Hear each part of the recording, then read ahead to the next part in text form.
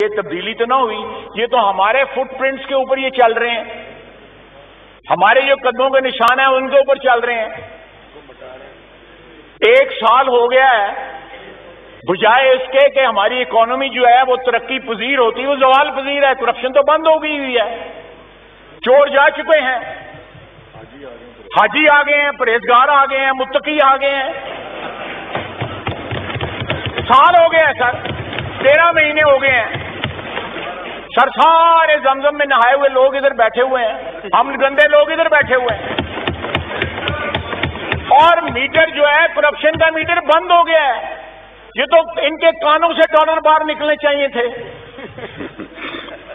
اور ملک دیوالیہ ہو گیا، لوگ بے روزگار ہو گئے، اکانومی تباہ ہو گئی ہے، مہنگائی آسمان کو اور یہاں پہ دیکھیں میں چلیں ادھار کر لیتا ہوں، کسی اور کو تو بات کر لوں گا، لیکن یہاں پہ دیکھیں اس وقت جو نعرے تھے، میں اس ہاؤس میں آپ کی چیئر کی توسط سے ایک نعرہ تبدیلی حکومت نے جو لگایا تھا جس کے اوپر عمل درآمد ہوا ہے وہ بتا دیں۔ تھینک یو 1 سال کے اندر تھینک یو۔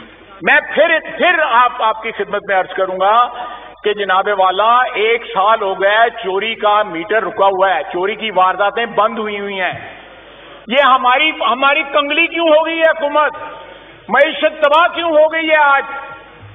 یہ کہاں وہ جو منی لانڈرنگ ہو گئی تھی وہ پیسے کدھر گئے ہیں؟ کرپشن کے پیسے کدھر گئے ہیں؟ جو انڈیا گئے تھے وہ کدھر گئے ہیں؟ جو سوئٹزرلینڈ گئے تھے وہ کدھر گئے ہیں پیسے؟ وہ کیوں نہیں واپس آئے؟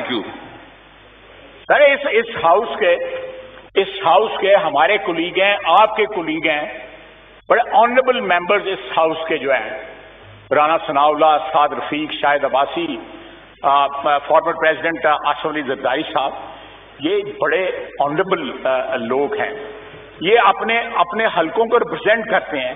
سینٹ چیئرمین نے کامران مائیکل کا پروڈکشن آرڈر ایشو کیا۔